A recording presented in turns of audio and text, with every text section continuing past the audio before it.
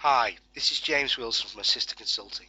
I'm going to be speaking for about 6.5 minutes today on why not all FT applications get authorised. The information in these slides is also available as a briefing note.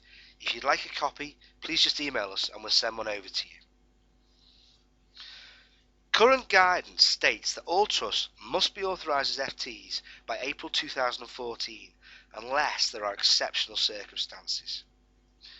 To this end, about 113 trusts have signed tripartite formal agreements with the Department of Health and their Strategic Health Authority.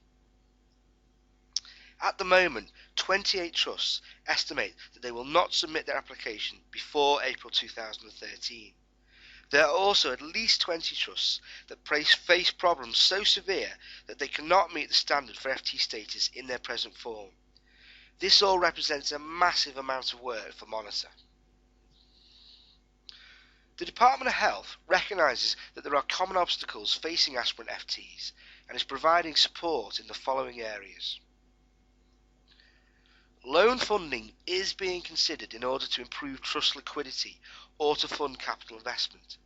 It's estimated that a loan facility of £376 million is needed across NHS trusts to reach required levels of liquidity. The Department is proposing action to address cases where trust FT viability is undermined in the main by ongoing payments required to service one or more PFIs. Diagnostic tools and support are being developed to improve the quality of local management and strengthen board capability.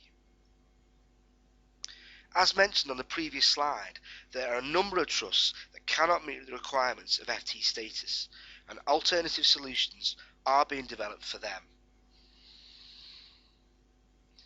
The 20 trusts that can't reach FT status have certain common characteristics.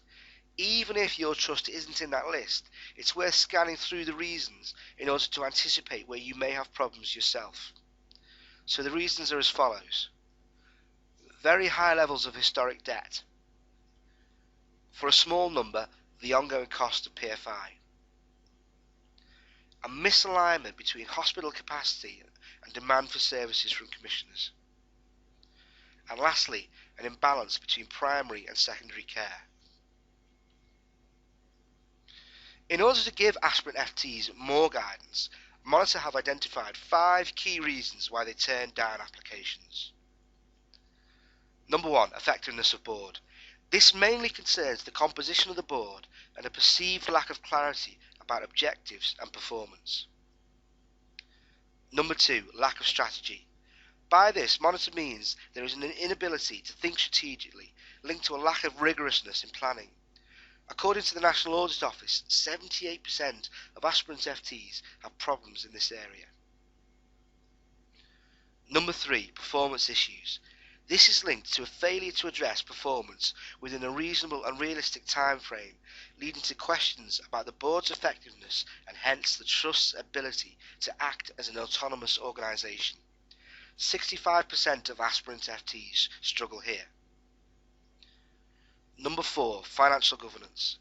Obviously, this is a key area for NHS accountants. This is to do with a lack of confidence in the trust's financial calculations and underlying drivers of its cost base. It also includes taking a realistic view around the financial implications of loans and PFI agreements. 80% of aspirant FTs struggle here. Number 5, clinical governance. This refers to a weakness in being able to accurately understand the quality of the care that the trust provides and also a commitment to continuous quality improvement. In addition to the reasons outlined on the previous slide, Monitor has also made the application process itself more demanding. In response to lessons learned from mid-staffs and also as a consequence of the continuing poor financial climate, Monitor tightened their assessment criteria for quality of governance in July 2010. And they also updated their efficiency assumptions in April 2011, once again as a result of poor economic conditions. For various reasons, PFI has become increasingly problematic since foundation trusts were first authorised, and now PFI payments in particular may have a significant effect on whether trusts get authorised. There are four main factors to look out for in relation to PFI payments: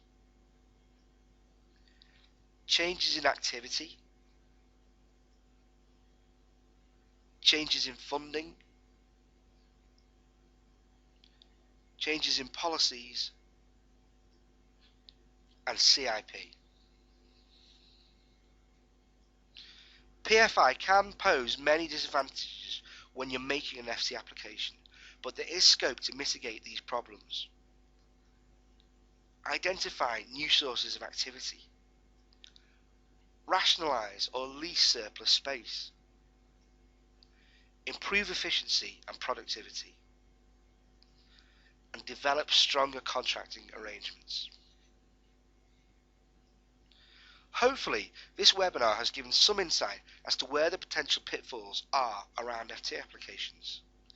Based on our work with over 20 NHS trusts, these are our takeaway conclusions. Finance departments in particular can waste an awful lot of man hours on applications that have no hope of getting through. Don't try to reinvent the wheel. Ask colleagues at trusts who've been authorised for their opinions. This can be very uncomfortable, but it may well be the most sensible option.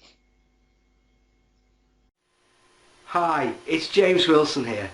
I hope you've enjoyed our latest webinar and that you've got some factors that you can now go away and focus on in your own FT application. We've worked with over 20 trusts on FT applications, and what I find fascinating is the mix of factors that makes each one unique. If you would like to talk a bit more about any of the issues raised, please don't hesitate to contact me. Thanks for listening.